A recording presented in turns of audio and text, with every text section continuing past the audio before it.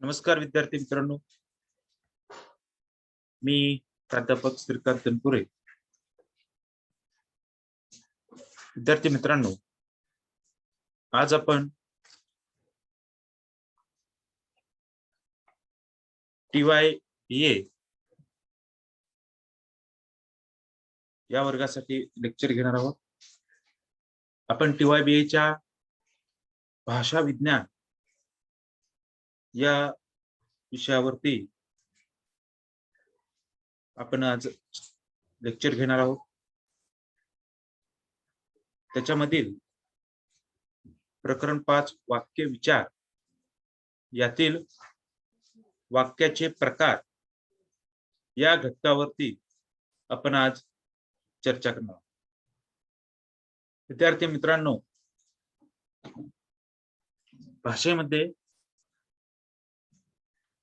भाषेचे आदान प्रदान होत असताना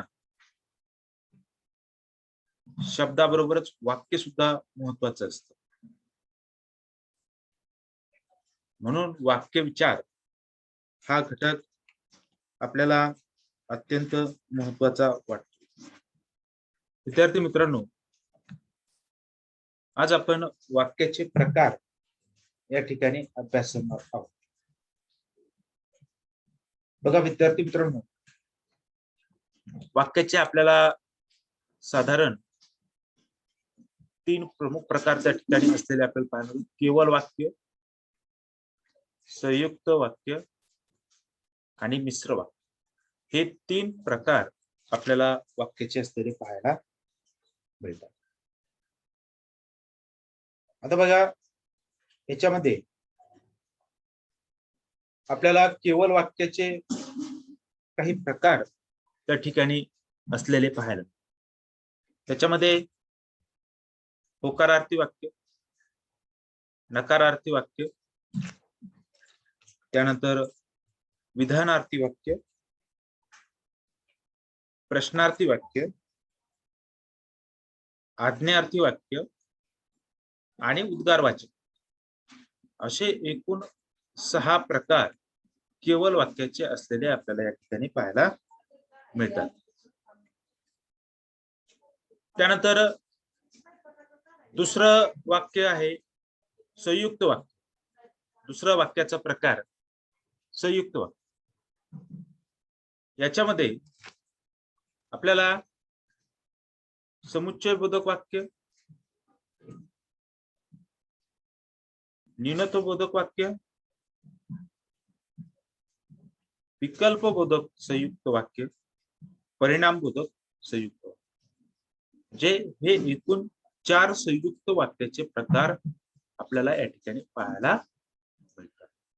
समुच्चयबोधक संयुक्त वाक्य, न्यूनत्वबोधक वाक्य, विकल्पबोधक संयुक्त वाक्य आणि परिणामबोधक संयुक्त वाक्य, असे एकूण 4 संयुक्त वाक्याचे प्रकार असलेले आपल्याला या ठिकाणी पाहायला मिळतात. आणि तिसरा हा मिश्र वाक्य. असे एकूण 3 वाक्याचे प्रकार आणि त्यांचे उपप्रकार आपण आजच्या या लेक्चर मधनं त्या ठिकाणी पाहणार. बघा मित्रांनो, केवळ वाक्य आणि या केवळ वाक्याचे बघा, केवळ वाक्य, या केवळ वाक्याचे हे इतर सर्व त्या ठिकाणी आपण आता पाहिल्याप्रमाणे प्रकार त्या ठिकाणी आपण समजून घेणार आहोत. बघा, केवळ वाक्याचा पहिला प्रकार आपण या ठिकाणी पाहू. बघा, होकारार्थी वाक्य आणि नकारार्थी वाक्य.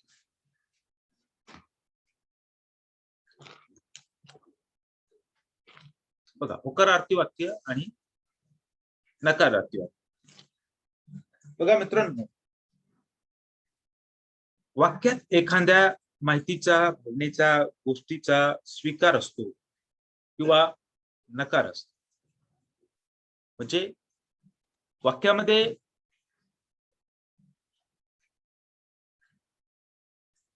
एखाद्या माहितीचा, भावनेचा, गोष्टीचा स्वीकार असतो किंवा नकार असतो. म्हणजे होकारात्मकता असते किंवा नकारात्मकता त्याच्यामध्ये असलेली आपल्याला पाहायला मिळते. त्याच्यावरून हे दोन होकारार्थी वाक्य आणि नकारार्थी वाक्य असे प्रकार आपल्याला या ठिकाणी पाहायला मिळतात. यावरून वाक्याचा होकारार्थी आणि नकारार्थी प्रकार त्या ठिकाणी आपल्या समोर त्या ठिकाणी दिसून येतो. आता बघा, राम काही उदाहरणं या ठिकाणी आपण होकारार्थी वाक्यामध्ये जर स्वीकार असेल, वाक्यामध्ये जर स्वीकार असेल तर त्या ठिकाणी आपल्याला होकारार्थी वाक्य असलेलं आपल्याला पाहिजे. वाक्यात जर का नकार असेल तर आपल्याला नकारार्थी वाक्य असलेलं आपल्याला त्या ठिकाणी पाहायला मिळतं. मग बघा, आता राम अभ्यास करतो हे वाक्य त्या ठिकाणी आपण जर पाहिलं तर या ठिकाणी आपल्याला होकारार्थी वाक्य असलेलं त्या ठिकाणी पाहायला मिळतं. जर हेच वाक्य राम अभ्यास करत नाही असं जर असेल तर त्या ठिकाणी वाक्य हे कसं असतं, नकारार्थी वाक्य असतं. म्हणजे याच्यामध्ये होकारार्थी वाक्यामध्ये त्या ठिकाणी स्वीकार असतो, तर नकारार्थी वाक्यामध्ये त्या ठिकाणी नकार असतो, नाही, नको असे काही शब्द त्यामध्ये आलेले आपल्याला पाहायला मिळतात. इथे बस हे झालं होकारार्थी, इथे बसू नकोस हे झालं नकारार्थी. म्हणजे केवळ वाक्याचे हे जे दोन प्रकार आहेत ते त्या ठिकाणी होकारार्थी वाक्य आणि नकारार्थी वाक्य हे आपल्याला वाक्याच्या स्वीकार आणि नकार, वाक्यामध्ये स्वीकार आहे का नकार आहे याच्यावरून आपल्याला ही दोन प्रकार त्या ठिकाणी आपल्याला स्पष्ट त्या ठिकाणी दिसून येतात. नकारार्थी वाक्यामध्ये नको, नाही असा नकारात्मकता त्याच्यामध्ये दर्शवलेली असते आणि होकारार्थी वाक्यामध्ये होकार म्हणजे त्या ठिकाणी एक सकारात्मकता त्या ठिकाणी वाक्यामध्ये असते. त्याच्यावरून आपल्याला हे दोन प्रकार त्या ठिकाणी वाक्याचे ओळखता येतात. बघा, त्याच्यानंतर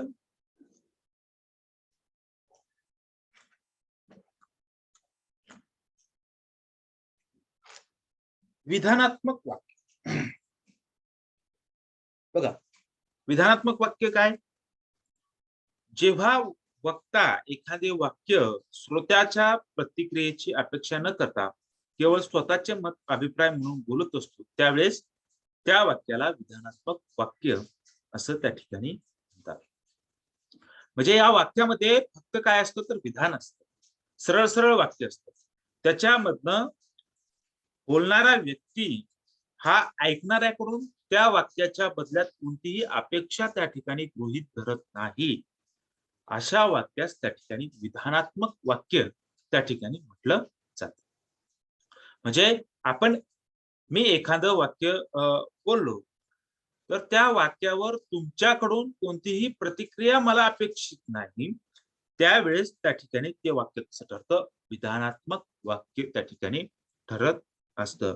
मी जर म्हटलं की आज पाऊस येईल, या वाक्यावरती मला तुमच्याकडून कुठल्याही उत्तराची अपेक्षा ज्यावेळेस नसते त्यावेळेस ते वाक्य त्या ठिकाणी कसं ठरतं, विधानात्मक ठरतं.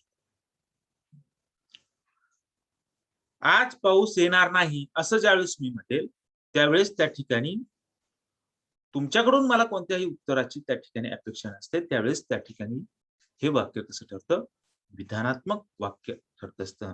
अशा आपण काही उदाहरणं दाखल, ही उदाहरण त्या ठिकाणी आपण पाहिलेलं आहे.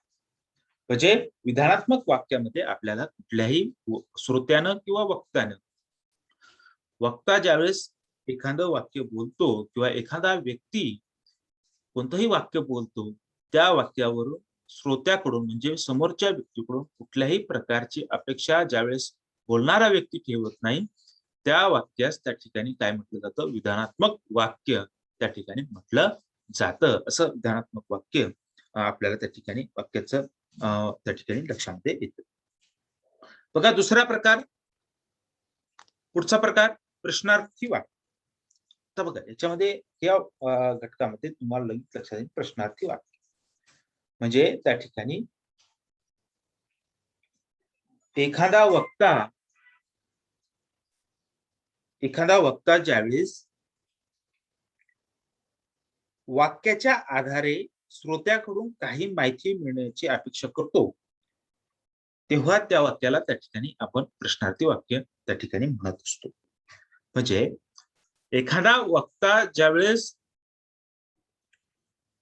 श्रोत्याकडून, म्हणजे बोलणारा व्यक्ती ज्या व्यक्तीशी बोलतो आहे त्या व्यक्तीकडून त्या ठिकाणी त्या प्रश्नार्थी वाक्य म्हणजे वाक्यावरती त्या ठिकाणी काहीतरी प्रतिक्रिया अपेक्षित असते, उत्तर त्या ठिकाणी अपेक्षित असतं, त्यावेळेस ते वाक्य कसं ठरतं? प्रश्नार्थी वाक्य ठरतं. म्हणजे बोलणारा व्यक्ती, सपोज उदाहरणार्थ मी एखादं वाक्य ज्यावेळेस बोलेल त्यावेळेस पुढच्या व्यक्तीकडून मी काहीतरी उत्तराची अपेक्षा त्या ठिकाणी ठेवेल, त्यावेळेस त्या ठिकाणी ते वाक्य प्रश्नार्थी वाक्य ठरत असतं. असं प्रश्नार्थी वाक्याचं आपल्याला समजून घेता येतं. बघा, एखादं उदाहरण जर पाहिलं, तू उद्या येणार आहेस का? आणि प्रश्नचिन्ह.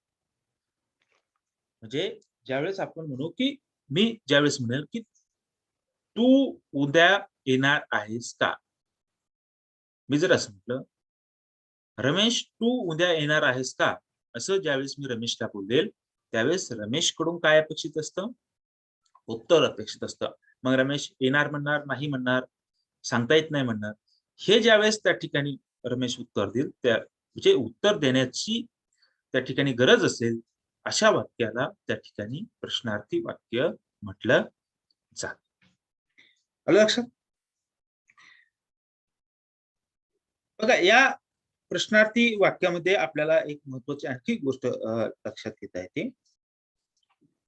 का, कशामुळे, कोठे, कोणी, केव्हा अशा प्रश्नवाचक शब्दांचा त्याच्यामध्ये काय असतं? त्या ठिकाणी प्रयोग असतो, म्हणजे समावेश असतो. म्हणजे एखाद्या वाक्यामध्ये का, कशासाठी, कोठे, कोणी, केव्हा असे ज्यावेळेस वाक्यामध्ये शब्द येतात त्यावेळेस ते वाक्य कसं ठरतं? तर प्रश्नार्थी वाक्य त्या ठिकाणी ठरत असतं. आणि प्रश्नार्थी वाक्याचं आणखी एक विशेष त्या ठिकाणी लक्षात घेण्यासारखं असतं, तर त्याच्यामध्ये प्रश्नार्थी चिन्ह त्या ठिकाणी समाविष्ट असतं. पुढचा प्रकार आज्ञार्थी वाक्य. आता बघा, आज्ञार्थी वाक्य या शब्दामध्येच आज्ञा ही त्या ठिकाणी समाविष्ट आहे. जेव्हा श्रोत्याने किंवा बोलणाऱ्याने वाक्यातील क्रियेचे पालन करावे अशी अपेक्षा वक्ता किंवा बोलणारा व्यक्ती बाळगतो, तेव्हा त्या वाक्याला आज्ञार्थक वाक्य असं म्हटलं जातं. बोलणारा व्यक्ती, उदाहरणार्थ मी जर तुमच्याशी किंवा तुम्हाला काहीतरी सांगितलं आणि त्या वाक्यामधनं तुम्ही काय, मी सांगितलेली गोष्ट करणं अपेक्षित आहे, पण मी बस म्हणून सांगितलं आणि तुम्ही बसलात. म्हणजे मी जर तुम्हाला म्हटलं, विकास तू खाली बस, असं ज्यावेळेस मी म्हटलं, तर त्यावेळेस त्या वाक्यामध्ये काय आली? त्या ठिकाणी आज्ञा त्या ठिकाणी आली. म्हणजे अशा आज्ञा ज्या वाक्यामध्ये आज्ञा दर्शवलेली आहे वरिष्ठाकडून किंवा एखाद्या व्यक्तीकडून, ज्यावेळेस आपल्याला काहीतरी आज्ञा आलेली त्या वाक्यामध्ये, अशा आज्ञार्थक किंवा आज्ञा आलेल्या वाक्यामध्ये त्या ठिकाणी काय ठरतं? तर त्या ठिकाणी आज्ञार्थक वाक्य त्या वाक्याला त्या ठिकाणी म्हटलं जातं. राम इकडे ये असं ज्यावेळेस म्हणू आपण, त्यावेळेस इकडे येण्याची क्रिया असते, त्याच्यामध्ये बोलणाऱ्या व्यक्तीनं त्या ठिकाणी काहीतरी क्रिया करण्यास सांगितलेली असते. असं वाक्य त्या ठिकाणी ज्यावेळेस बोलणाऱ्याकडून येतं, वक्त्याकडून येतं, त्यावेळेस ऐकणाऱ्याने ती आज्ञा त्या ठिकाणी लक्षात घ्यायची असते, की आपल्याला त्यांनी बोलवलंय. आणि ज्यावेळेस असं वाक्य असतं, की आपल्याला काहीतरी करण्याचं सांगितले, क्रिया करण्यास सांगितले, आज्ञा त्या ठिकाणी सांगितलेली आहे, ती ज्यावेळेस तशा प्रकारचं वाक्य असतं, त्या वाक्यास त्या ठिकाणी आज्ञार्थक वाक्य असं त्या ठिकाणी म्हटलं जातं. तुम्ही आज नाटकाला जाऊ नका असं ज्यावेळेस म्हटलं जातं, त्यावेळेस त्याच्यामध्ये काय आलेली असते? आज्ञा आलेली असते. काय सांगितलंय? तर तुम्ही जाऊ नका, हे त्या ठिकाणी आज्ञा त्या ठिकाणी सांगितलेली असते. याच्यामध्ये आणखी एक लक्षात घ्यावं लागतं, की आज्ञार्थक वाक्य नेहमीही द्वितीय पुरुषात शक्य असतात. त्यामुळे अनेकदा आज्ञार्थी वाक्यात करता गाळलाही जातो असं त्या ठिकाणी म्हटलं जातं. त्याचं उदाहरण इकडे ये असं ज्यावेळेस म्हटलं त्यावेळेस याच्यामध्ये करता नाही, इकडे ये फक्त असंच त्या ठिकाणी सांगितलंय. आज नाटकाला जाऊ नका असं ज्यावेळेस म्हटलं, तुम्ही हा शब्द असावाच असं त्या ठिकाणी नाही. मी जर म्हटलं आज नाटकाला जाऊ नका, तुम्ही हा करता त्या ठिकाणी गाळून टाकला तरी हरकत नाही. म्हणजे त्या ठिकाणी करता अनेक वेळेस त्या ठिकाणी गाळला जातो असंही त्या ठिकाणी या वाक्याचं विशेष त्या ठिकाणी आपल्याला सांगता येतं. पुढचा प्रकार आहे उद्गारवाचक वाक्य. बघा, जेव्हा एखादा व्यक्ती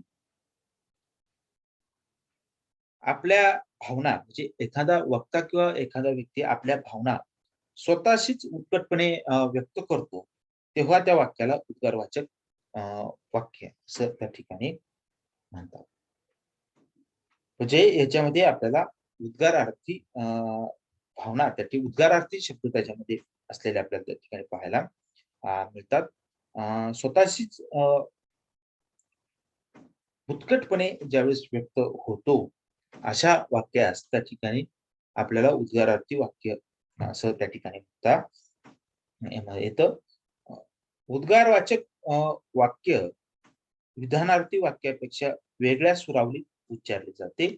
शिवाय त्यात वाक्याचा शब्दक्रम बदलला जाऊ शकतो आणि क्रियापदही अद्ययावत असू शकतो. म्हणजे त्या ठिकाणी आपल्याला उद्गारवाचक जे वाक्य आहे त्याच्यामध्ये ते उद्गारवाचक वाक्य केव्हा होतं तर त्या ठिकाणी एखाद्या विधानार्थी वाक्याचे सुरावली जी आहे ती सुरावली बदलल्यानंतर त्या ठिकाणी ते उद्गारवाचक वाक्य त्या ठिकाणी ठरू शकतं. काय वेडेपणा हा असं ज्यावेळेस तर त्यावेळेस पुढे जर उद्गार चिन्ह असेल त्या ठिकाणी उद्गारार्थी वाक्य किती सुंदर हे फूल असं जर मी माझ्या भावनेतनं जर आश्चर्यकारकता त्या ठिकाणी प्रकट केली तर ते वाक्य कसं ठरू शकतं उद्गारवाचक त्या ठिकाणी ठरू शकतं. म्हणजे आश्चर्य त्याच्यामध्ये त्या ठिकाणी असलं पाहिजे असं त्या ठिकाणी आपल्याला सांगता येतं. बघा, किती, अबब, काय, अरे रे, आहा असे काही शब्द आहेत ते त्या ठिकाणी उद्गारवाचक वाक्यामध्ये समाविष्ट असतात. असं त्या ठिकाणी आपल्याला सांगता येतं. असे एकूण आपल्याला ही 6 केवळ वाक्याचे प्रकार या ठिकाणी पाहायला मिळतात. बघा, आता पुढचं आपण पाहूया संयुक्त वाक्य. बघा, याच्यामध्ये हे 4 संयुक्त वाक्याचे प्रकार असलेले आपल्याला पाहायला मिळतात.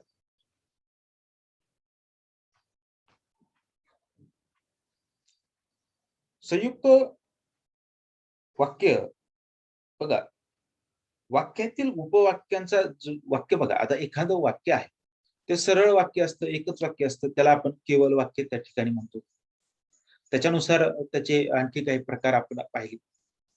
आता संयुक्त वाक्य ज्यावेळेस मोठ्या वाक्यातील उपवाक्यांचा दर्जा समान असतो अशा वाक्यांना त्या ठिकाणी काय म्हणतो आपण संयुक्त वाक्य असेल त्या ठिकाणी. म्हणजे मोठं वाक्य म्हणजे काय, अनेक 1-2 वाक्य त्या ठिकाणी जोडले गेलेले आहे, मोठं वाक्य आपण असं म्हणतो. तर अशा वाक्यास आपण काय म्हणतो संयुक्त. म्हणजे वाक्यामध्ये एकापेक्षा अधिक वाक्य समाविष्ट असतील म्हणजे उपवाक्य असतील तर त्या वाक्यांना त्या ठिकाणी संयुक्त वाक्य असं आपण त्या ठिकाणी म्हणतो. परंतु ही उपवाक्य जी आहेत ती उपवाक्य समान दर्जाची असली पाहिजे. म्हणजे दोन्ही वाक्यांना समान दर्जा ज्यावेळेस असतो त्यावेळेस संयुक्त वाक्य त्या वाक्यास त्या ठिकाणी संबोधलं जातं. म्हणजे दोन्ही वाक्य त्या ठिकाणी समान दर्जाची असली पाहिजे. वाक्यामध्ये खूप आपल्याला पुढे आणखी पाहायचं आहे. गौण वाक्य, उपवाक्य, एक प्रधान वाक्य, एक गौण वाक्य, एक महत्वाचं वाक्य, एक कमी महत्वाचं वाक्य असं वाक्यामध्ये त्या ठिकाणी असतं. म्हणून ज्यावेळेस दोन्ही वाक्य ही समान दर्जाची असतात, दोन्ही उपवाक्य दोन्ही उपवाक्य ज्यावेळेस समान दर्जाची असतात त्यावेळेस ते वाक्य कसं असतं संयुक्त वाक्य त्या ठिकाणी असतं. म्हणजे कोणतंही त्याच्यामध्ये एखाद्या मोठ्या वाक्यामध्ये एक उपवाक्य बारीक, एक उपवाक्य गौण आहे, एक उपवाक्य प्रधान आहे असं नसलं पाहिजे.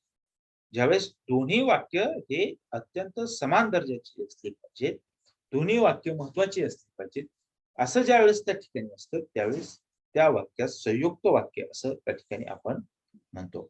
आता याच्यामध्ये प्रकार आपल्याला पाहायला मिळतात. समुच्चय बोधक, विकल्प बोधक, न्यूनत्व बोधक आणि परिणाम. याच्यामध्ये आपण समुच्चय बोधक वाक्य त्या ठिकाणी पाहूया. बघा, उपवाक्य आणि व आणखी या अवययांनी जोडलेली असतील तर अशा संयुक्त वाक्यास आपल्याला समुच्चय बोधक वाक्य म्हणता येते. बघा, याच्यामध्ये अव्यय महत्वाचे आहे. या वाक्यात आपण जे अव्यय पाहतो, अभ्यासतो, आणि, व, आणखी, पण, परंतु, किंवा, अथवा, अगर, म्हणून, ही जी आपली भाषेतील मराठी भाषेतील अव्यय आहेत ते या वाक्यामध्ये अत्यंत महत्वाचे ठरतात. ह्या अव्ययांवरतीच वाक्य त्या ठिकाणी कशा प्रकारचं आहे ते आपल्याला पाहता येते. बघा, समुच्चय बोधक वाक्य जे आहे ते आणि, व, आणखी या अव्ययांनी जोडलेले असते. बघा, याचं उदाहरण जर पाहिलं, ती मुंबईला गेली आणि तिथे तिने नाटकात कामे केली. बघा, आणि हे जे अव्यय आहे ते जोडल्यामुळं दोन्ही वाक्य कशी ठरली त्या ठिकाणी महत्वाची ठरली. ती मुंबईला गेली आणि तिथे तिने नाटकात कामे, दोन्ही वाक्य कशी तर त्या ठिकाणी महत्वाचे आहेत. दोन्ही महत्वाचे त्या ठिकाणी वाक्य ठरतात. आणि या अव्ययांनी जोडल्यामुळे ती काय झालं, समुच्चय बोधक वाक्य झालं. म्हणून आणि, व, आणखी या अव्ययांनी जोडलेली वाक्य हे कशी ठरतात, समुच्चय बोधक त्या ठिकाणी ठरतात, असं आपल्याला या ठिकाणी पाहता येतं. बघा, दुसरं विकल्प बोधक. विकल्प बोधक संयुक्त वाक्य बघा. वाक्य म्हणजे उपवाक्य किंवा, अथवा, अगर, किंवा, अथवा, अगर या अव्ययांनी जोडली असल्यास त्या संयुक्त वाक्याला विकल्प बोधक वाक्य त्या ठिकाणी. ही अव्यय जे आहेत किंवा, अथवा, अगर ही विकल्प दर्शवणारी अव्यय आहेत असं आपल्याला त्या ठिकाणी सांगता येतं. आणि मग ज्यावेळेस अशा अव्ययांनी, विकल्प दर्शवणाऱ्या अव्ययांनी ज्यावेळेस वाक्य जोडलं जाते, वाक्य उपवाक्य जोडली जातात, त्या वाक्यास त्या ठिकाणी विकल्प बोधक वाक्य असं त्या ठिकाणी म्हणतात. उदाहरण जर पाहायचं असेल, तू आज माझ्याकडे ये, किंवा तू ते काम परस्परच उरकून टाक. किंवा हे ज्यावेळेस अव्यय वापरले गेलं त्यावेळेस काय म्हटलंय, तू आज माझ्याकडे ये किंवा ते काम परस्परच उरकून टाक. म्हणजे विकल्प आहे, मी करतो, माझ्याकडे ये किंवा ते तू परस्पर त्या ठिकाणी करून टाक. म्हणजे किंवा या अव्ययाने त्या ठिकाणी त्याच्यामध्ये विकल्प दर्शवला गेला. तू माझ्याकडे ये किंवा त्या ठिकाणी परस्पर उरकून टाक. म्हणजे तिकडं तरी काम उरकून टाक किंवा माझ्याकडे तरी ये. असे दोन त्या ठिकाणी विकल्प पुढच्या व्यक्तीकडे राहतात. म्हणून या वाक्यास विकल्प बोधक संयुक्त वाक्य असं त्या ठिकाणी म्हटलं जातं. दोन्ही वाक्य महत्वाचे आहेत म्हणून ते संयुक्त वाक्य, आणि विकल्प दर्शवलेला आहे म्हणून ते विकल्प बोधक संयुक्त वाक्य असं ते त्या ठिकाणी ठरतं. बघा, पुढचा न्यूनत्व बोधक विकल्प वाक्य. बघा, सॉरी, न्यूनत्व बोधक संयुक्त वाक्य. बघा, उपवाक्य पण, परंतु या अव्ययांनी जोडली असल्यास त्या संयुक्त वाक्याला न्यूनत्व बोधक वाक्य म्हणतात. पण, परंतु म्हणजे न्यूनत्व त्याच्यामध्ये त्या अव्ययामध्ये पण, परंतु असल्यामुळे त्या ठिकाणी ते न्यूनत्व बोधक अव्यय असलेले आपल्याला पाहायला मिळतात. म्हणून त्या ठिकाणी न्यूनत्व बोधक संयुक्त वाक्य ज्यावेळेस लक्षात येतं त्यावेळेस म्हणजे या वाक्यामध्ये न्यूनत्व बोधक संयुक्त वाक्यामध्ये पण, परंतु अव्ययाचा वापर त्या ठिकाणी केलेला असतो. बघा, गड आला पण, म्हणजे पण काहीतरी झालं. गड आला पण सिंह, म्हणजे त्याच्यामध्ये त्या ठिकाणी आपल्याला गड आलाय परंतु काय गेलाय, सिंह मात्र गेला. तिने दुसरं वाक्य पाहू. तिने खूप परिश्रम घेतले परंतु तिला नाटकात काम करता आले नाही. म्हणजे याच्यामध्ये बघा नाही, म्हणजे तिने खूप परिश्रम घेतले परंतु काय झालं त्या ठिकाणी तिला नाटकात काम करता आले नाही. म्हणजे परंतु काहीतरी घडलंय असं त्या ठिकाणी आपल्याला पाहायला मिळतं. म्हणजे दोन्ही वाक्य महत्वाचे आहेत म्हणून संयुक्त वाक्य, आणि त्याच्यामध्ये न्यूनत्व आलेलं आहे, काहीतरी घडलेलं आहे. एक गोष्ट घडली म्हणून दुसरी त्या वाक्यावर आधारित काहीतरी दुसरं घडलंय असं ज्यावेळेस असतं त्यावेळेस पण परंतु हा शब्द अव्यय त्या ठिकाणी येतो, आणि म्हणून ते काय ठरतं, न्यूनत्व बोधक त्या ठिकाणी ठरतं. बघा पुढचा परिणाम बोधक संयुक्त वाक्य. उपवाक्य म्हणून या अव्ययाने जोडली असल्यास त्या संयुक्त वाक्यास परिणाम बोधक संयुक्त वाक्य त्या ठिकाणी म्हणतात. जे म्हणून या अव्ययाने ज्यावेळेस उपवाक्य जोडली जातात त्यावेळेस त्या ठिकाणी परिणाम बोधक संयुक्त वाक्य त्या ठिकाणी ठरतं. उदाहरण त्या ठिकाणी पाहायचं झालंच तर मोठा भाऊ सकाळीच आला म्हणून मी त्या ठिकाणी मुंबईला जायचा, म्हणजे याच्यामध्ये एक परिणाम दर्शवतो. पहिल्या वाक्याचा परिणाम हा दुसऱ्या वाक्यावरती झालेला आहे. म्हणजे कोणतरी आलंय, म्हणजे माझा भाऊ आलाय म्हणून काय परिणाम घडला, मी काय झालो, मुंबईला जायचो थांबलो. म्हणजे एक परिणाम त्या ठिकाणी घडलेला असतो, असे आपल्याला या ठिकाणी या परिणाम संयुक्त वाक्य त्या ठिकाणी म्हटलं जातं. अशा प्रकारे आपल्याला ही 4 संयुक्त वाक्याची उपप्रकार त्या ठिकाणी अभ्यासता येतात. बघा आता पुढचा घटक आहे मिश्र वाक्य. पुढचा प्रकार वाक्याचा पुढचा तिसरा प्रकार कोणता, मिश्र वाक्य. बघा मिश्र वाक्य ही कशी असतात तर मोठी असतात. काही मोठ्या वाक्यामध्ये उपवाक्यांचा दर्जा समान असतो. संयुक्त वाक्यामध्ये काय असतो, तो समान असतो. तर मिश्र वाक्यामध्ये काय असतं तर त्या ठिकाणी मोठ्या वाक्यामध्ये जी उपवाक्य आलेली असतात ती उपवाक्य ही काय नसतात, सारख्या दर्जाची नसतात. एक उपवाक्य दुसऱ्यापेक्षा जास्त महत्व धारण करते. साहजिकच दुसरे उपवाक्य ही कशी ठरते, गौण ठरते. म्हणजे एखाद्या वाक्यामध्ये ज्यावेळेस एक उपवाक्य हे गौण ठरतं त्यावेळेस साहजिकच दुसरं वाक्य हे कसं ठरतं तर प्रधान ठरतं, महत्वाचं ठरतं, असं त्या ठिकाणी आपल्याला पाहायला मिळतं. आणि मग ज्यावेळेस अशी वाक्य त्या ठिकाणी असतात, वाक्यातले एक उपवाक्य मुख्य असते, बाकीची उपवाक्य गौण असतात, तेव्हा त्या मोठ्या वाक्याला काय म्हटलं जातं, मिश्र वाक्य त्या ठिकाणी म्हटलं जातं. याच्यामध्ये मोठी वाक्य असतात, एक उपवाक्य महत्वाचं असतं, एक उपवाक्य गौण त्या ठिकाणी असतं. असं ज्यावेळेस एखादं मोठं वाक्य असतं त्यावेळेस त्या ठिकाणी आपल्याला ते वाक्य कसं ठरतं तर मिश्र वाक्य असलेलं आपल्याला त्या ठिकाणी पाहायला मिळतं. असं सगळं आपल्याला या तिन्ही प्रकार त्या ठिकाणी पाहायला मिळतात. अशा प्रकारे आपल्याला वाक्याचे काही 3 प्रकार आहेत, त्यातले काही उपप्रकार ही जी आपण त्या ठिकाणी पाहिलेली आहेत ती तुमच्या लक्षात या व्हिडिओच्या माध्यमातून येईल असं समजतोय. धन्यवाद. आपण इथं थांबूया.